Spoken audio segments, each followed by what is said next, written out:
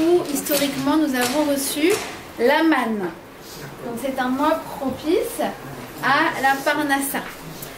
C'est aussi un mois propice à la Refoua Shelema, la guérison, puisque lorsque Hachem s'engage à nous enlever toutes les maladies, il dit Hachem, Ani Hachem Rofecha. Et qu'est-ce que ça donne? Les initiales Ani Hachem Rofecha, ça donne Iya. Donc c'est le mois propice à la guérison et à la bonne santé.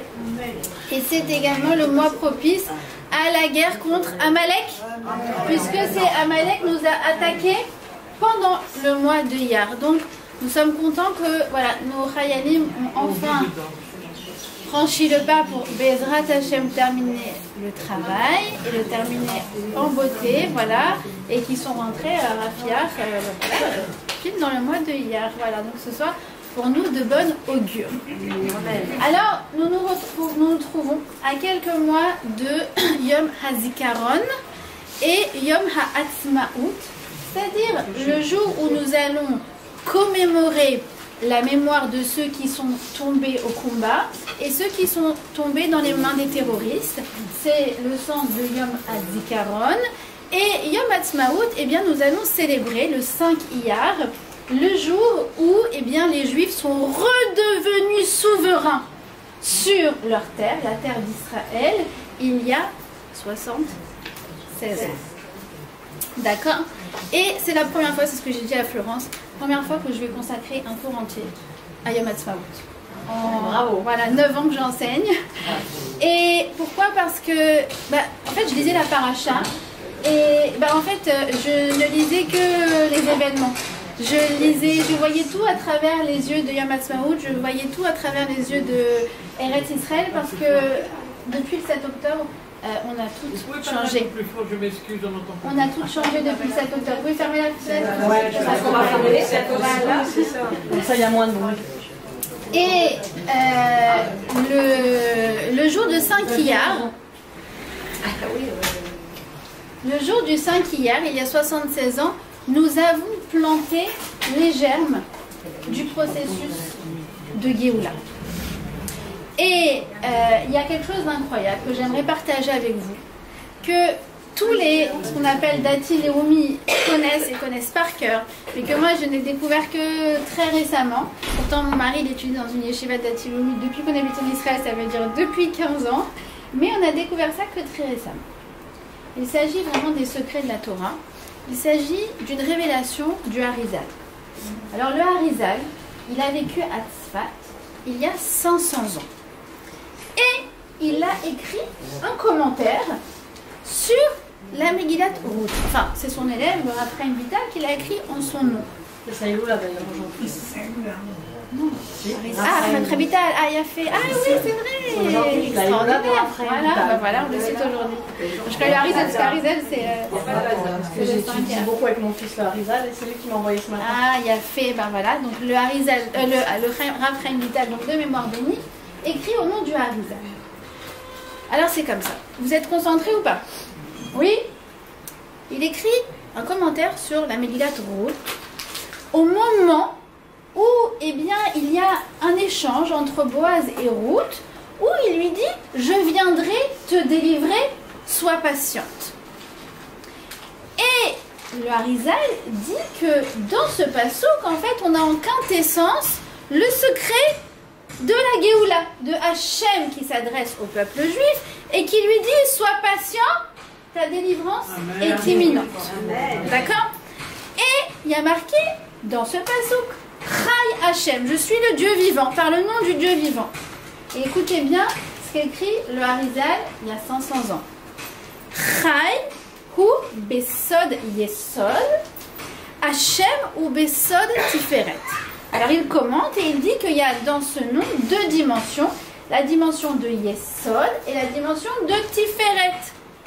Et il continue et il dit Veyesh bechan remez gadol shelo nitan lirtov bechar shenogia lezman hageula. Et il y a dans ce mix de Yesod et de Tiferet un secret qui concerne la Géoula qu'il m'est interdit d'écrire de manière explicite. Or, Yesod, Tiferet, vous savez que le conte du Homer, il est aussi divisé en midot. Et que chaque jour, donc le premier c'est Chesed Sheba Chesed, le deuxième c'est Gvura Sheba Chesed, etc. etc. C'est comme une trame de 49 jours. Et quand je cherche Yesod Sheba Tiferet, exactement comme l'a écrit le Harizal il y a 500 ans, eh bien je tombe sur le 20e jour du Homer, je tombe sur les 5 Iyar. C'est magnifique. Yesod Sheba Tiferet. Et c'était écrit il y a 500 ans.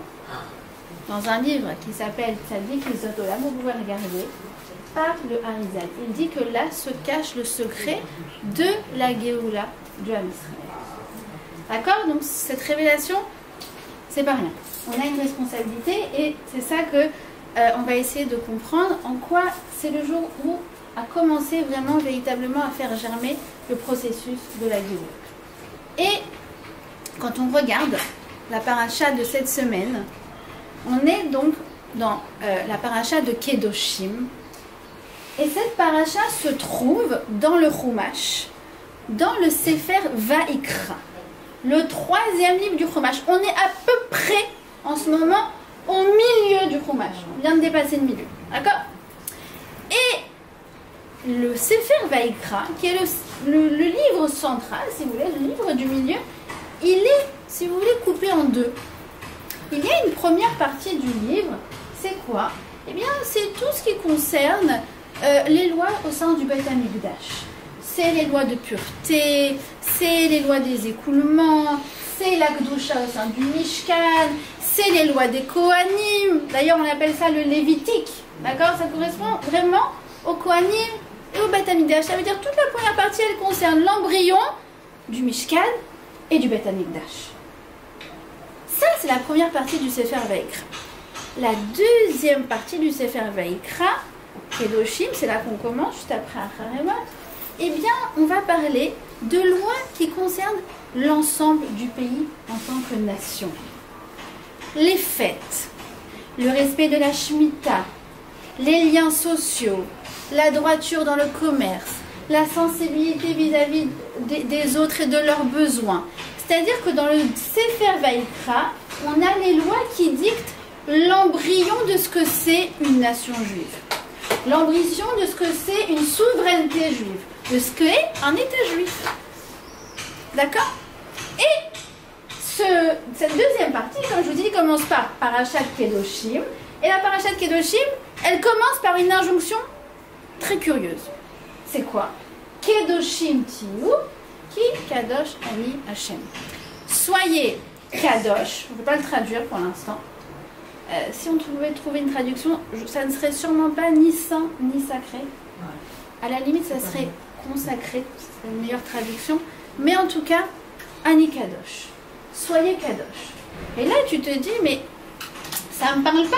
D'abord parce que, moi je suis loin d'être kadosh, je suis loin d'être une sainte, d'accord? Et parce que je suis sûre que si elle me demande d'emblée, de prime abord d'être kadosh, elle va me décrire la vie de quelqu'un de religieux. C'est ça qu'on s'attend. Tu vas mettre tes tefilines, tu vas faire tes tfilotes, tu vas manger kasher, tu vas faire le Shabbat, etc., etc. Or, tu regardes la paracha et tu vois des choses qui sont liées de l'ordre du quotidien. De l'ordre des liens qu'on entretient les uns avec les autres. Et là, tu te dis, attends, si c'est de cette sainteté dont on parle, cette Kedusha dont on parle, alors peut-être que oui, je me sens concernée. C'est quoi les choses dont on parle? Eh bien, c'est par exemple de prêter assistance à personne en danger. C'est dans la paracha de Kedoshim. Après, ça a été repris par Napoléon dans le Code civil et dans toutes les codes civils de toutes les lois, d'accord, toute jurisprudence qui sait se respecter. Ne pas mentir, ne pas voler, ne pas escroquer, ne pas, vous savez, jouer sur les mots. Téléphone, d'accord? J'en dirai pas plus. Payer quelqu'un en temps et en heure. Que ce soit une babysitter, que ce soit un prof particulier, que ce soit quelqu'un qui vient faire des travaux chez moi. Je ne sais pas quelle est sa situation. Peut-être que ce soir, il doit payer son loyer et compter sur mon paiement aujourd'hui. et j'ai une responsabilité beyomo, de le payer le jour même. C'est une loi de la Torah. C'est un kiff quand même. Tu payes ta babysitter, d'accord, ou tu payes ton pain, et tu dis, je suis en train, quand tu fais le chef, je suis en train de faire une mitzvah de Horaïta. C'est extraordinaire. D'accord? Donc on peut tout rendre kadosh. Ne pas donner de mauvais conseils.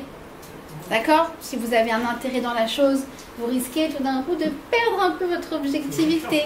D'accord? Ça, c'est ne pas mettre une embûche devant un aveugle, c'est ça. Juger de manière bienveillante, sans tomber dans la naïveté, mais accorder le bénéfice du doute. Exactement. Ne pas parler en mal. Ne pas faire de médisance.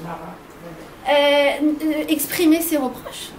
Tochiar, c'est dans la paracha de cette semaine. J'ai pas dit être dans le reproche. Non, quand vraiment il y a quelque chose qui m'a vexée, qui m'a blessée, alors je le sors. Pourquoi? Parce que sinon je risque de me venger, je risque de garder rancune. Et ça, ce sont encore des interdictions de notre paracha. Il y a aussi une autre interdiction, ne pas faire la tête sans donner d'explication. Ne pas faire la tête sans donner une explication. Donc là, on se rend compte que la personne kadosh, elle me ressemble beaucoup plus, elle me parle beaucoup plus que ce que je pourrais croire en fait, de prime abord. Ok? Et donc, on se dit, attends, moi je croyais que quelqu'un de kadosh est quelqu'un d'austère, qui passe son temps à s'occuper de Dieu. En vérité, je me rends compte que c'est quelqu'un qui vit et qui passe son temps à s'occuper des autres. Et un pays kadosh, c'est un pays plein de vie qui encourage le fait justement de se préoccuper les uns des autres. Et Yesod chez Batiferet, ça veut dire le fondement qui se trouve dans l'harmonie. Peut-être que le fondement de notre nation, c'est nous, c'est notre harmonie.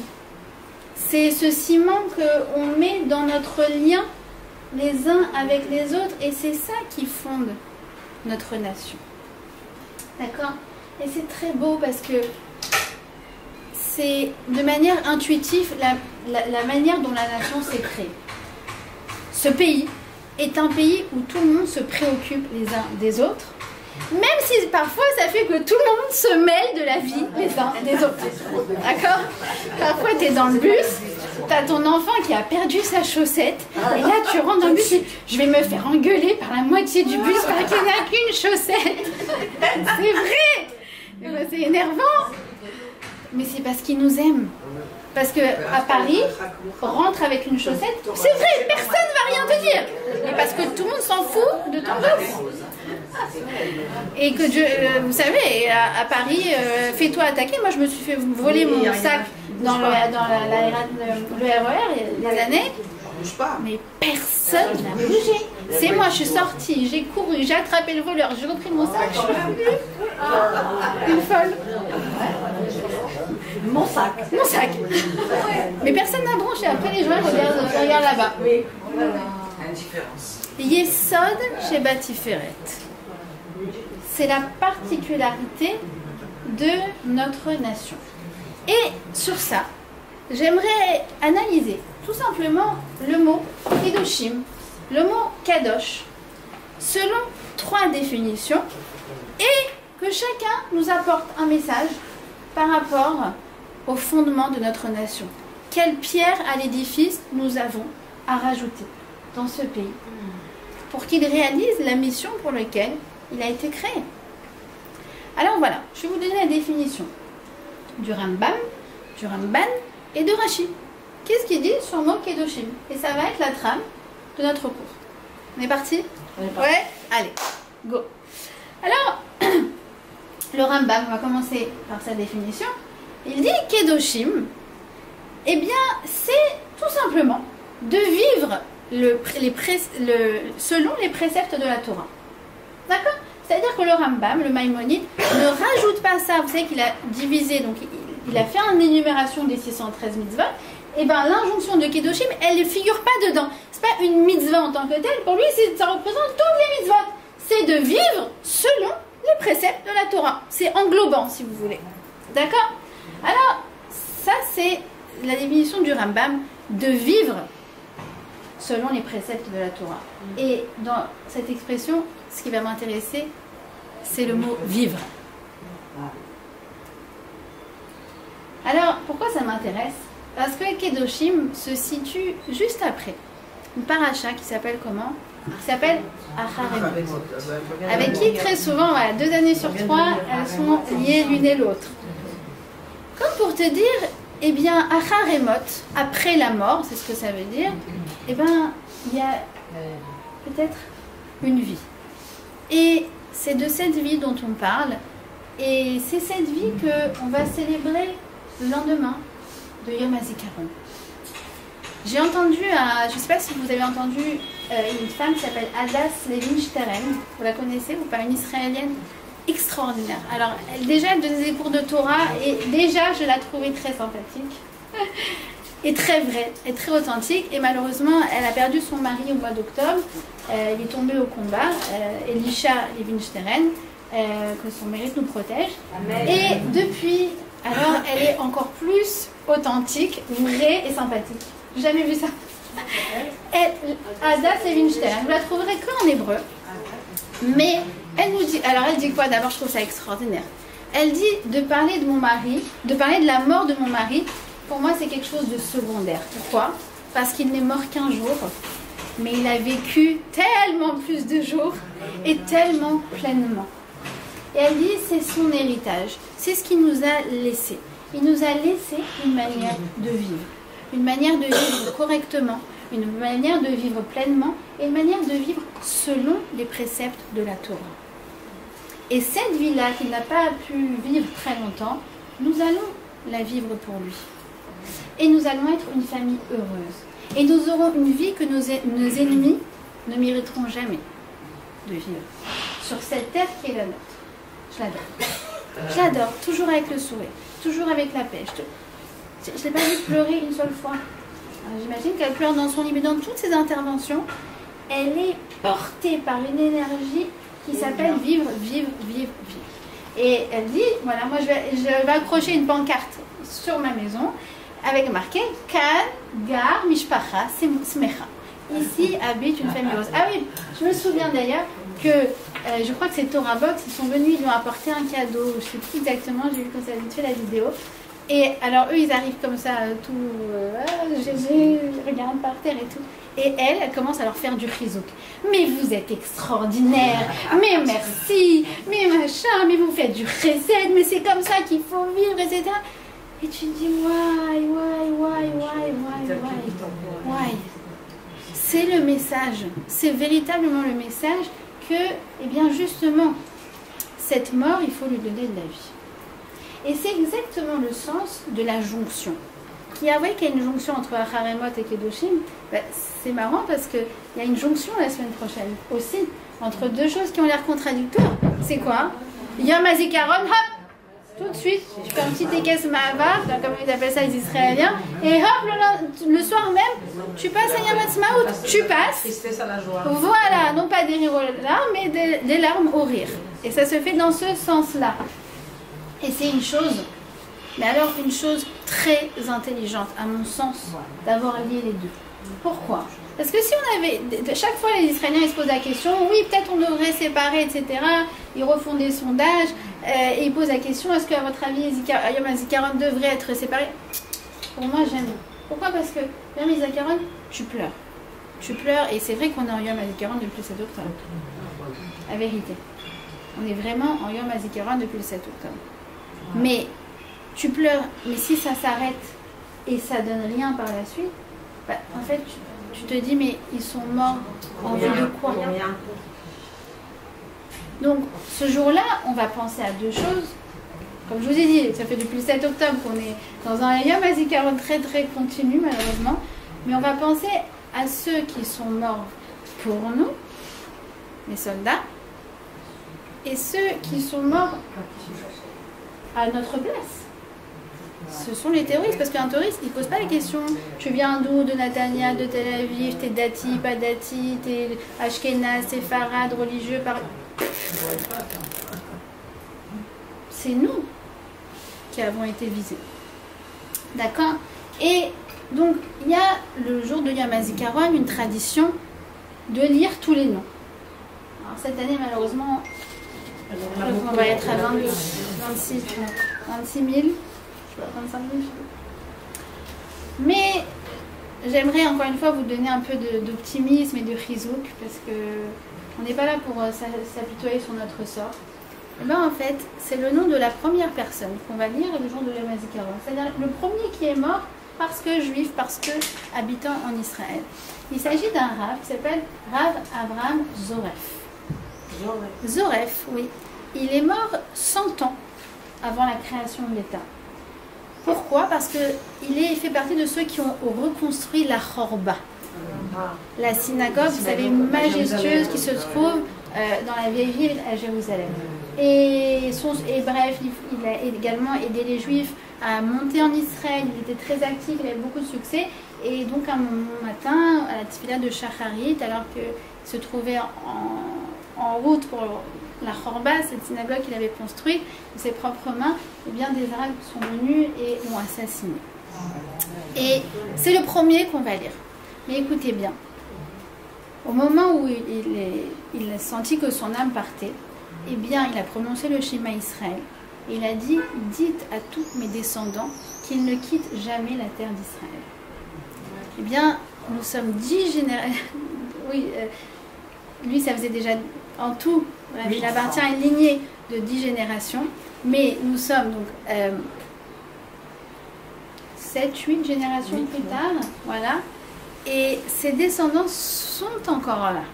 Ils sont encore vivants. Ici, vous voyez la photo des descendants, vous ne pouvez même pas compter le nom sur la photo. Et là, tu te dis, il y a une suite. Il y a une suite à notre histoire. Achar et Mot, après la mort, Kedoshim, il y a la vie. Il y a la vie, voilà. Et puis aussi, ça nous fait prendre conscience que c'était quand même il y a presque 200 ans. Et notre histoire, elle dépasse malheureusement les drames que l'on vit à l'heure actuelle. Et c'est une histoire qui n'est pas que individuelle, mais c'est une histoire collective que, en vérité, nous vivons tous ensemble, avec ses hauts et ses bas, avec ses drames et avec ses joies. Et juste après, on a la jonction donc avec Yom Ha'atzmaut. Yom Ha'atzmaut, le jour de l'indépendance. Le jour de l'indépendance. Alors toi tu dis, le jour de l'indépendance, la liberté. C'est marrant parce que ça fait penser à Pessah. Yom Kherotenu. Et regardez comme c'est extraordinaire. Quand on vit notre liberté, le jour de Pessah, dès le lendemain, vous voyez qu'on est engagé dans un autre processus qui s'appelle le Omer et qui va nous mener jusqu'à Shavuot, le don de la Torah. Et nos sages nous disent, écoutez bien, que finalement, ils sont liés de manière à ce que c'est comme si c'était un seul et même jour.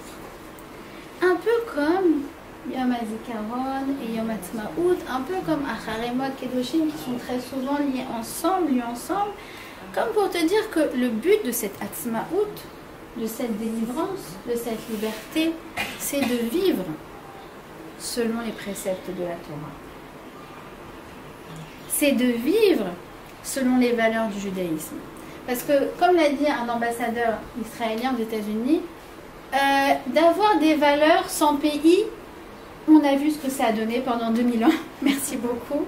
Les persécutions, personne pour nous défendre. D'accord?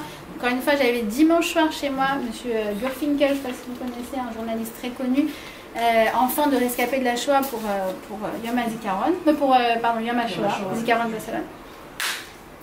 Et encore une fois, on s'est étonné à quel point ils se sont retrouvés seuls et que bizarrement, pendant les 3 ans où les camps d'Auschwitz tournaient à fond et qu'il y avait les bombardements américains, eh bien pendant 3 ans, les Américains n'ont jamais eu à l'esprit de bombarder les rails pour arrêter les trains de la mort ou de bombarder les nazis qui étaient dans les camps d'extermination. Et ça reste jusqu'à aujourd'hui un mystère. Donc, valeur sans pays, non merci. Mais pays sans valeur, non merci aussi. Parce que ça va nulle part. Et on sait que toutes les plus grandes civilisations, les plus modernes, les plus architecturales, les plus avancées, sont tombées justement dès lors qu'elles n'avaient plus d'idéal, dès lors qu'elles n'avaient plus de valeur. Donc justement, ce qu'on célèbre, en fait, c'est cette jonction. Comme il y a le corps et l'esprit, il y a le corps et la neshama, ben, il y a le pays, et c'est à nous de lui donner de la vie, c'est à nous de lui insuffler une neshama. D'accord? Donc, on comprend que quoi? Que, vous voyez, juste avant, on avait cette paracha de Acharemot, où on parlait du Kohen, de son service dans le temple, etc. Et là, tu te dis, mais attends, c'est elle qui aurait dû s'appeler Kedoshim. Ouais, c'est elle qui paraît très très kadosh. On parle de Yom Kippour, on parle de tout ça. Et bizarrement, c'est notre paracha, où on parle des liens sociaux, de la droiture, de la bienveillance. C'est celle-là qui s'appelle Kedoshim. Comme pour nous dire que la Kedusha, ce n'est pas une affaire d'un individu, du Kohen Gadol, mais c'est notre affaire à tous, et que c'est notre affaire au quotidien. D'accord? Donc, se souvenir, ce jour de dimanche soir, lundi, mardi, que eux sont morts pour nous, mais que nous allons vivre pour eux. Et c'est ainsi qu'ils continueront de vivre à travers nous. D'accord? Ça, c'est le Rambam. On continue? Où on en est là? Non, encore 3 minutes. Ah, ok, on va l'arrêter.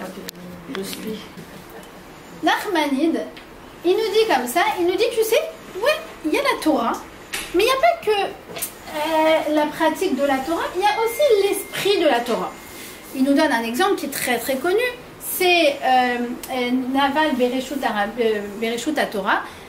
Un exemple, par exemple, c'est quelqu'un qui mangerait cachère, strictement cachère, glade cachère, tout ce qu'il y a de plus cachère, mais qui mange comme un gointre et qui mangerait de manière démesurée et pas élégante. D'accord? Alors, il dit que l'injonction de Kedoshim, c'est pas seulement de garder la lettre, mais c'est aussi garder l'esprit de la loi. D'accord? Et sur ça, eh bien, j'aimerais poursuivre notre étude dans le sens où, comment on vit ces préceptes de Torah dans cette terre qui est la nôtre. Alors, tout simplement, ce que j'aimerais avec vous, c'est tout simplement reprendre conscience du miracle que c'est d'être ici. Il n'y a pas simplement juste le fait de faire ses mitzvot, le fait de garder Shabbat, le fait de manger kasher, etc., mais l'esprit qui va, si vous voulez, englober et porter toute notre manière de vivre cette Torah dans notre pays. Et j'aimerais simplement vous rappeler que notre retour sur cette terre d'Israël, sur cette terre promise, eh bien, d'abord, il a été prévu dans le Chumash, il y a déjà 3500 ans. Dans Parashat de Nitzavim, vous regarderez les passages, je ne les ai pas là, je ne les ai pas sur moi, mais vous regardez dans Parashat Nitzavim, elle est courte, hein, donc vous allez trouver tout de suite le passouk. C'est écrit que Dieu va nous exiler, et qu'il va nous exiler pendant longtemps, mais qui va nous faire revenir sur cette terre pour que nous en soyons les souverains. Et ça va être le début de la Géoula. Et écoutez bien, on a aussi un texte qui prévoit quelque chose. C'est un texte de Yirmiyahu. Yirmiyahu, c'était il y a 2500 ans. Et regardez qu'est-ce qu'a écrit, je vous le lis en français, ces textos, vous pourrez les lire chez vous également. Il dit comme ça: en vérité, viendront des jours où l'on ne dira plus « Vive l'Éternel qui a fait monter les enfants d'Israël du pays d'Égypte », mais « Vive l'Éternel qui a fait monter, qui a ramené les descendants de la maison d'Israël du pays du Nord et de toutes les contrées lointaines où je les avais relégués pour qu'ils viennent et qu'ils demeurent dans leur patrie. » C'est-à-dire qu'il y a 2500 ans, on prévoit qu'il y aura un événement, si vous voulez, où Hachem apparaîtra dans notre histoire individuelle et collective, pas uniquement selon la sortie d'Égypte, mais par le rassemblement des exilés. Et que ça devra être notre nouvelle connexion, notre nouvel contact notre nouvelle capacité à nous relationner à lui à travers cet événement qui semble surpasser ou être la continuité, pour le moins, de la sortie d'Égypte. Et l'enjeu, c'est de prendre conscience que nous sommes l'encre du Tanakh. Et que non seulement nous avons le mérite de vivre ces passages, mais nous avons le mérite de faire vivre ces passages. C'est exactement ce que j'ai dit juste avant que tu viennes. Comme si on s'était consulté, mais on ne sait pas. Voilà, tu vois, on est connectés, Florence et moi. On fait vivre ces passages, on donne vie à ces passages. Et on redonne vie à ce qui était mort dans ce pays. Et on vit ça. Et on vit ça. On vit nos textes. On vit. Il y a, j'avais entendu de Gabriel Lévy, peut-être vous connaissez, il a raconté, avant il apparemment été guide touristique, il prenait des groupes Taglit, etc. Et il a dit qu'il y a quelque chose qu'il aimait beaucoup faire, c'est prendre les jeunes dans une place qui s'appelle Kikar Baté Machassé. Alors il raconte que c'est une place à Jérusalem qui a vraiment une histoire très triste. Pourquoi? Parce que c'est une place où on avait perdu Jérusalem en 1948.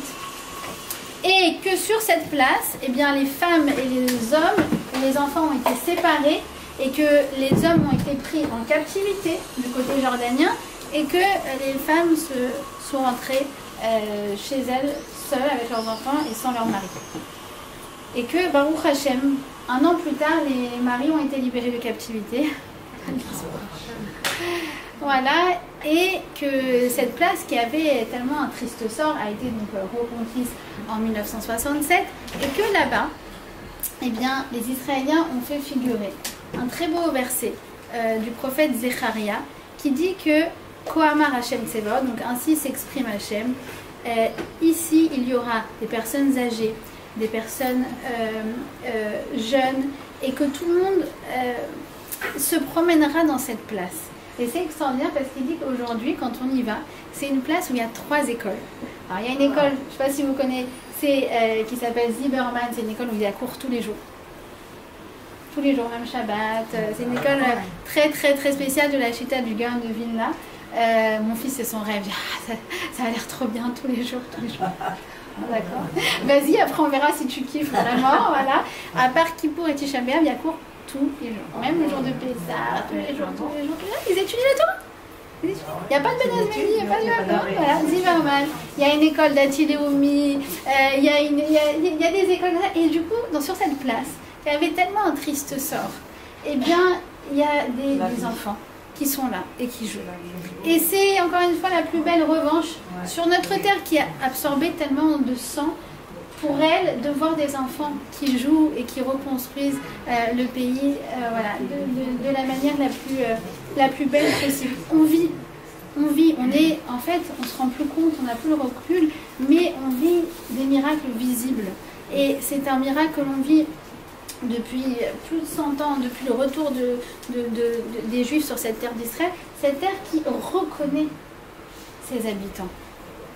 Elle reconnaît ses habitants parce que c'est qu'avec nos mains qu'elle fait pousser, elle accepte de faire pousser des récoltes. Les Ottomans, les Anglais, les Croisés, les Mamelouks, je ne sais même plus, voilà, pendant 2000 ans, tous ceux qui se sont passés n'ont jamais réussi à rien faire. Les Romains aussi. Et voilà. Non, mais juste, moi j'ai fait venir en conférence une femme qui a été expulsée du Gush Katif. Il faudrait que tu la fasses venir aussi, elle est extraordinaire. Et elle raconte qu'après les Arabes, parce qu'elle était en Kécher avec eux, c'était des Arabes qui faisaient travailler sa terre, elle avait un jardin magnifique là-bas à Gush Katif. Ils ont appelé, ils ont dit qu'est-ce que vous avez fait pour faire pousser? On n'arrive pas. C'est vrai. Et tu vois, non mais regardez, renseignez-vous. Des reportages sur Gush Katif maintenant, c'est pourri, c'est désert. C'est désert. La terre, elle reconnaît véritablement les enfants de Abraham, Yitzhak et Yaakov. D'accord? Donc, j'aimerais juste qu'on prenne conscience de ce miracle. 4 dimensions du miracle. D'accord? Et j'aimerais vraiment que mardi, ce soit la pensée qui vous accompagne. Premièrement, aucun peuple n'a réussi à tenir pendant 2000 ans. Sachez juste qu'on a un exemple moderne de ce qui nous est arrivé à nous, c'est l'exemple des Tibétains. Vous savez que les Tibétains, le Tibet, il a été envahi par la Chine. Ouais. Et le Dalai Lama, il s'est exilé là-bas, je crois qu'il est au Népal. Ouais, au Népal. Et ben, lui, il dit, ben voilà, nous, ça fait 2 générations, pourtant avec toute la sagesse ancestrale, bidule, machin, qu'on se bat, blablabla, ça y est, les Tibétains, les bouddhistes, ils sont complètement disparus. 2 générations. Et nous, ça fait 100 générations. Et on continue toujours d'allumer une bougie de Shabbat. On continue toujours de regarder, de faire de brachot et tout. Ah non, 100 générations. 100 générations. Premièrement, première dimension du miracle. Deuxièmement, aucun peuple n'est revenu. Ça n'existe pas. Tu as été exilé, tu as été conquis, Shalom à Israël, bye. Et nous, on revient 2000 ans après. De plus, quand on revient, c'est aussi le secret de la galoute, c'est qu'en fait, quand on revient, c'est pas seulement qu'on revient sur une place géographique, on revient sur une place identitaire, on revient à nous-mêmes. Et en plus de ça, le plan a été explicité clairement dans nos textes il y a 3500 ans. Ça va? Vous penserez à ces 4 choses mardi? Voilà, je suis contente, M'ezrat Hashem, que vous puissiez vivre un Yom HaSpirout plein de sens.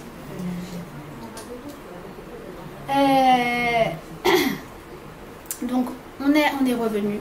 On est revenu pas seulement comme une somme d'individus, mais nous sommes revenus en tant que nation. Et nous venons exprimer sur ce pays qui est le nôtre, nous venons exprimer le projet divin. Ce projet qui s'était déjà exprimé où? Dans le Lech Lecha. Lech Lecha, le moment où Dieu choisit Abraham. Il dit, je te choisirai, pourquoi? Pour être un Goy Gadol, une nation sainte. Il a choisi Abraham pour que nous exprimions le projet d'Abraham en tant que nation. Et c'est aussi le projet de quoi? De Matan Torah, du don de la Torah. Pourquoi? Parce que juste avant de nous avoir donné la Torah, regardez le passouk juste avant, Vatem tiyuli mamlechet kohanim hu Goy Kadosh. Vous serez pour moi une nation sainte.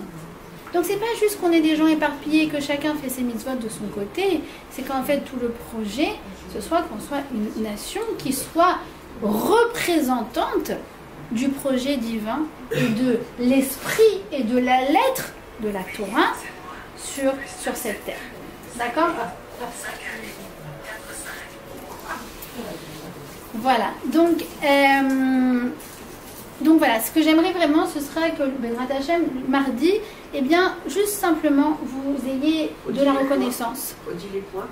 J'ai dit que personne n'a réussi à tenir 100 générations, que personne n'est revenu, que quand on est revenu fidèle au projet d'Abraham, Yitzhak et Yaakov, et qu'en plus, ça a été prédit. C'est pas mal quand même, c'est classe, franchement.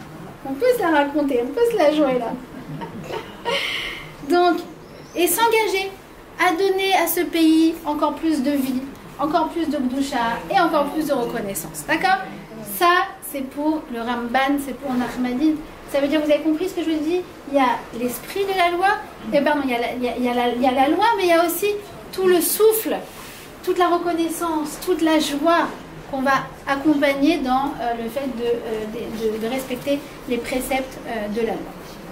D'accord? La dernière définition, et c'est celle qui sera la plus courte, c'est celle de Rashi. Rashi nous dit que la Gdusha est en lien avec l'amour. D'accord? Bon, ça serait l'objet d'un cours en soi.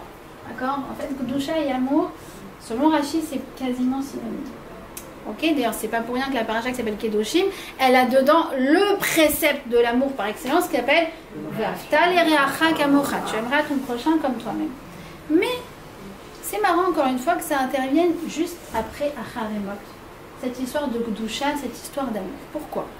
Parce que, comme elle dit souvent Sivan Rav Meir, je ne sais pas si vous la suivez, c'est une journaliste exceptionnelle israélienne. Elle dit très souvent, on allume la radio et on commence à entendre du bien de la personne. Une personne formidable, avec proche de ses enfants, et généreuse, et tout le monde. Et elle dit, au bout de 30 secondes qu'on entend du bien, on comprend que cette personne-là est morte.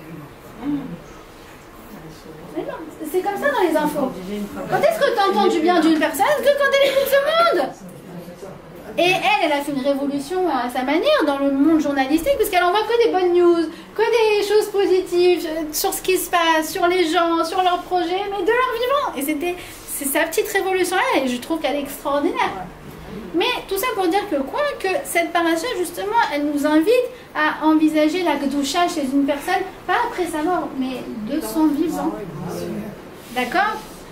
Alors la Kedusha, c'est quoi? Selon Rashi, c'est lié à l'exclusivité qu'on a dans le mariage, d'accord? Kedushin, le mariage, dans le sens où quoi? Quand le mari s'engage, le khatan, il s'engage avec sa kala, il va lui dire Ariat mekudé shet li betabadzo kedat moshe Israël. Il lui dit tu m'es consacré, justement. Et comme pour dire à partir de maintenant, il y a le reste du monde et il y a toi. Et si on étend, on extrapole un peu ce que dit Rashi, alors justement, la Kedusha, c'est de déceler ce qu'il y a de spécial dans chacun. C'est-à-dire, je m'explique. Très souvent, en Israël, malheureusement, on met les gens dans les cases. À lui, c'est un comme ça, à lui, c'est un truc, à lui, c'est un dati, à lui, c'est un smolani, ah oui, lui, il manifeste à Kaplan. Alors, entre parenthèses, cette fameuse Hadass Levinstein dont je vous ai parlé, elle, c'est vraiment, elle habite dans les Shtachim, machin. Et son père, il manifeste à Kaplan. C'est un gauche. Et ils s'adorent. Et ils s'entendent bien. Et ils se font des câlins. Et ils se respectent mutuellement. Et quand j'ai vu le reportage sur le lien qu'elle avait avec son père, je me suis dit, ça serait tellement beau que cette relation filiale qu'ils ont, elle s'étende au reste du pays. Mais voilà, c'est ça que je veux dire, c'est que la Kedusha, c'est nous inviter à déceler ce qu'il y a de particulier chez tout un chacun, sans s'arrêter sur les stéréotypes et les préjugés. Et il y a une femme extraordinaire, elle fait ça. Elle dit, voilà, avant les gens, ils allaient au musée, ils allaient dans les expositions, etc. Moi, j'ai inventé une nouvelle type de visite, d'exposition. J'amène les gens à Bnei Brak. Et tu vois des gens... Ah oui, il est passé sur I24, il a été traduit en français, exactement. Alors les gens, ils arrivent. Ah, c'est la première fois que je parle vraiment avec une femme qui a la tête couverte, mais finalement ils sont sympas. Tu dis mais quoi? Il a fallu 76 ans pour arriver là. Dépasser et vraiment regarder le visage de la personne, essayer de comprendre qu'est-ce qu'elle a de spécial au-delà des a priori forcément naturellement humains qu'on pourrait avoir sur un groupe ou sur une personne. Je vais vous dire une chose, je vous confie un secret. Moi, ça fait 15 ans. 15 ans que j'habite à Tel Aviv. Je suis à 2 minutes de Kaplan. Ça fait 15 ans que j'habite à Tel Aviv et que je suis juste à côté de Rehov Kaplan. Et que tous les samedis soirs, nous on rentre de la choule dans une direction et que eux ils vont manifester dans l'autre direction. Ça fait 1 an et demi que c'est comme ça. Je n'ai jamais reçu une remarque négative. Jamais. Ni mes enfants, ni moi. Parce que tout simplement, les gens ils sont sur leurs réseaux sociaux, ils sont dans les reportages, ils regardent ça, ils entendent ça, et le Lachonara justement dont on parlait, mais ils ne se voient plus. Et quand tu vois un visage, quand tu vois une famille, quand tu vois des enfants trop mignons avec leurs petites équipotes et leurs péotes, je vous assure que très souvent, ils sont au contraire très attendris et ils nous disent ah Gama, Saba Sheli Aya Khazan Bebet Knesset, oui moi mon grand-père était comme ceci, mon grand-père était comme ça. Et des fois on se fait arrêter, mon mari me dit, il est mort de rire, il me dit le mardi on m'arrête, on me demande c'est quand l'allumage des bougies de Shabbat. Juste pour lui dire c'est moi aussi j'aime les bougies de Shabbat. Le taxi dans les tefilines, dans le taxi qui montre ah regarde j'ai pas de kippa mais regarde la trace des tefilines. On a que des remarques comme ça. Je vous assure. C'est magnifique. Et il faut continuer, il faut perdurer, il faut offrir un visage avenant, il faut continuer dans cette voie. Alors, je terminerai sur ça. C'est une petite histoire que j'ai entendue et qui m'a fait rappeler une grande histoire concernant le Beit Hamikdash. C'est la suivante. C'est quelqu'un qui raconte qu'il était au combat à Khan Younes et que, eh bien, il a fallu que quelqu'un de sa plouga, de son groupe, se dévoue pour rentrer dans le camp ennemi pour abattre un terroriste. Et là, il y en a deux qui se battent. Non, toi, non. Alors, il est là, ils sont les deux en train de se battre. Et il dit, bon, je comprends, c'est sûr, toi tu veux que ce soit lui qui y aille et toi tu veux que ce soit l'autre qui y aille. Il dit, pas du tout. Je lui dis, non mais toi, t'as 4 enfants, n'y va pas, c'est moi qui vais y aller. Et l'autre, il lui dit quoi? Il lui dit, non mais toi, tu as qu'un enfant, tu n'as pas fini, il faut que tu continues de fonder ta famille. Et là, tu vois, tu te dis, ceux qui se sont fait la guerre à Kaplan, il y a quelques semaines, alors maintenant, quand ils doivent faire la guerre contre l'ennemi, ils sont des frères, plus que jamais. Et ça me rappelle une histoire que nous racontent nos sages. On dit comme ça qu'il y avait 2 frères et que l'un était vieux garçon, il ne s'était jamais marié, et un autre avait une grande famille. Et ils avaient un champ l'un à côté de l'autre. Et chaque nuit, il y en a un qui se disait « Oh là là, mon frère, le pauvre, il n'y a personne, celui qui est célibataire, il n'y aura personne pour l'aider pour ses vieux jours. Donc, je vais lui donner de la récolte pour sa retraite. » Et donc il allait comme ça, et dans la nuit, il prenait sa récolte et l'amenait dans le champ de son frère. Mais sauf que dans la nuit, il y avait l'autre qui disait, le pauvre, mon frère, il a 10 enfants, qui c'est qui va les nourrir? Il prenait sa récolte et il déposait là-bas. Jusqu'à un jour où dans la nuit, ils se sont croisés et ils se sont tombés dans les bras. Et nous disent nos sages, c'est là que Hachem a choisi de construire le Beit Hamikdash. Alors Bezrat Hachem, par le scope de notre Hayalim et tout le chesed et toute la bienveillance et tout le ve'afta le'acha kamocha qu'on insuffle dans ce pays, qu'on essaye de développer les uns avec les autres, que ce soit Bezrat Hachem, le lieu propice à la Géoula et à la reconstruction du Beit Hamikdash.